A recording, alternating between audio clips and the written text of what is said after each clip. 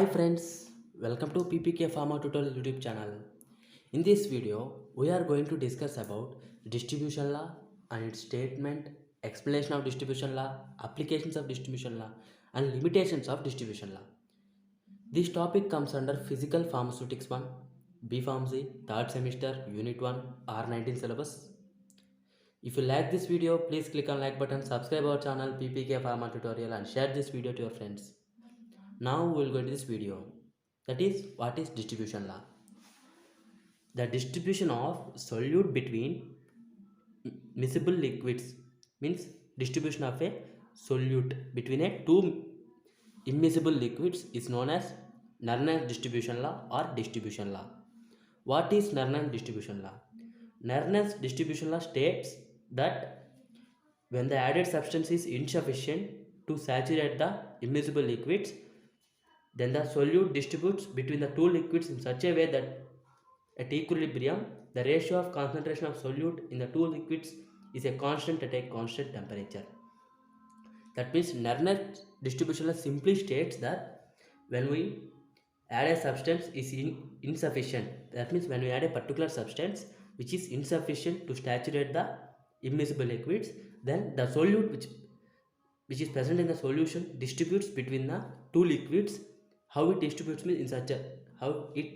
means in such a way that the equilibrium ratio of the concentration of two solutes concentration of solute in the two liquids should be constant at a constant temperature.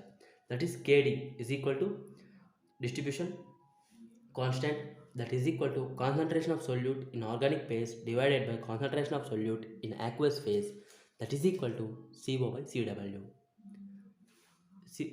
Organic phase generally we take hexane, octanol and vegetable oil, whereas aqueous phase will be water. Okay, here you can see organic phase and solvent phase.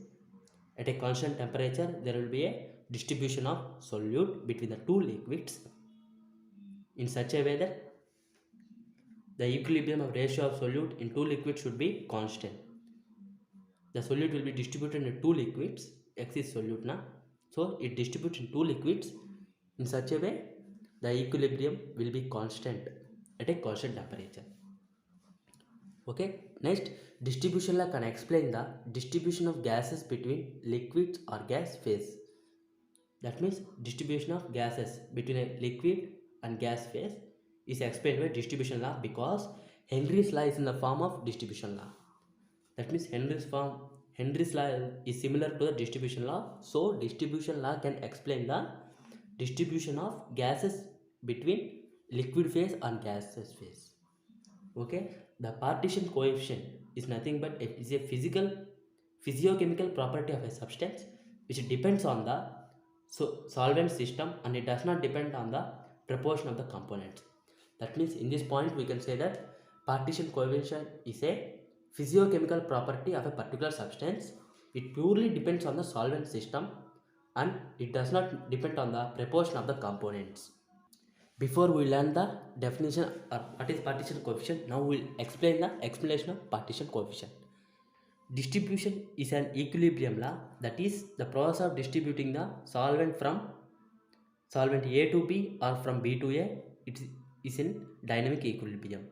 Here you can see the organic layer, aqueous layer, okay, C2 and C1. Here the distribution of solute between two layers. Okay, that means explanation we can say here R1 be the, let us assume that R1 be the rate of which molecule pass from organic phase to aqueous phase. The molecule shifts from organic phase to aqueous phase. The rate of moving, let us assume that R1. Okay, and the rate R1 is directly proportional to the concentration of the organic phase. This means the concentration of organic phase is directly proportional to the rate of movement. Okay, rate at which molecule passes. Since if concentration is more, then particle moves slowly. Okay, if concentration is very free, less, the particle easily move from organic phase to aqueous phase. Okay, that means R1 is proportional to C1, or we can say R1 is equal to K1 C1. Here K1 is nothing but dissociation constant. Okay, K1 is nothing but a constant, we can say. Similarly, R2 is the rate at which molecule passes from aqueous phase to organic phase. Therefore, RT is proportional to the concentration of the aqueous phase. Similarly, some molecule shift from organic aqueous phase to organic phase. Okay, if concentration is purely proportional to the rate of movement of molecule. Similarly, R1 is equal to K2C2. But at equilibrium, means at equilibrium, the rate of transfer of solute from one solvent to another is same. That means rate of movement of solvent from transfer of one solvent to another will be same at a equilibrium. That means R1 is equal to R2, that is equal to K1C1 equal to K2C2. Here C1, here C2 will be moved to denominator and K1 will move to denominator. There will be exchange. That means C1 by C2, C1 by C2 and K2 by K1. The total is equal to constant. Okay, next the above equation represent the Nernst equation since K1 and K2 are constant at the same temperature and the distribution coefficient also same. Okay, this equation represent the Nernst equation. Okay, now we will see the applications. Now we will see the applications of distribution law. Distribution law is also useful in the solubility of drugs in water and other solvents can be predicted. That means we can predict the how much amount of drug will be soluble in water and other solvents through distribution law. And also effective concentration of preservatives can be established from the storage of emulsion and other dosage forms. This is one of the application. Next, drug absorption in vivo can be predicted. Means absorption of drug in vivo can be easily predicted by this law, distribution law. And also structural activity relationship, SAR, for a series of drug can be studied. For a series of drug, structural activity relationship easily can be studied by distribution law. And also release of drug from ointment and creams can be predicted. Since ointment contains base as well as drug and also vehicle and preservatives, etc. So release of drug, the component or main API, active pharmaceutical ingredient or drug, releasing of the particular drug from an ointment and creams can be predicted by this distribution law. And also formation of complexes and their equilibrium stability constant can be evaluated. And also we can easily predict the formation of complex and also equilibrium stability is calculated by or evaluated by this law. And also partition principle is useful in the partition chromatography to separate the organic substance from mixture. Through partition principle, in the process of partition chromatography, we can easily separate the organic substances from a given mixture. Now we will see the limitations of distribution law. The first limitation is dilute solutions. The concentrate of the solute must be low if the two solvents the law does not hold good when the concentration is high. That means dilution solutions, this distribution law is only applicable to the particular solvents where concentration of the solute is low. If the similarly when the concentration of solute is very high, then this distribution law is not applicable.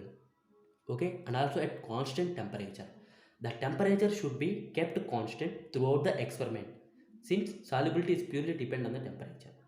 That means solubility of solute is purely depend on the temperature, so the temperature should be kept constant throughout the experiment. That means if the constant temperature does not maintained, then this distribution law will not be applicable. Next, same molecular state. The solute should be in the same molecular state in both the solvents. That means the solute which is present in the solution should be in same molecular state in both in aqueous and also organic solvents. Okay, and this law does not hold if there is an association or dissociation of solvent molecules in one of the solvent. Since we have two solvents, organic solvent and also aqueous solvent, if the solute present in the solvent will be associated or dissociation occurs, then this distribution law will not applicable. Next, equilibrium concentration. After achieving equilibrium, the concentration of solute in both layers are estimated. This is achieved by shaking the mixture for a long time. That means once equilibrium is achieved, then the concentration of solute present in the both layers, in aqueous layer and also organic layer, is estimated. These can be achieved by proper shaking for a longer time. If the shaking process is not done properly, then distribution law will not be applicable. And the fifth one, non-miscibility of solvents. The two solvents should be immiscible or slightly soluble in each other. The mutual solubility of solvent does not influence the distribution of solute. Therefore, solvents are allowed to separate for sufficient time. That means we can say the two solvents should be immiscible or slightly soluble. Means it should not be soluble with each other, or it should be slightly soluble in each other. Okay, if the solvents we are selected, if they're easily soluble with each other, then this distribution law will not be applicable. These are the limitations, applications, explanation and distribution law. If you like this video, please click on like button, share this video to your friends, subscribe our channel PPK Pharma Tutorial and support us. Prepare well for your exams, score high marks in your exams, better marks in your exam. Thanks for watching this video. Bharat Mata ki Jai.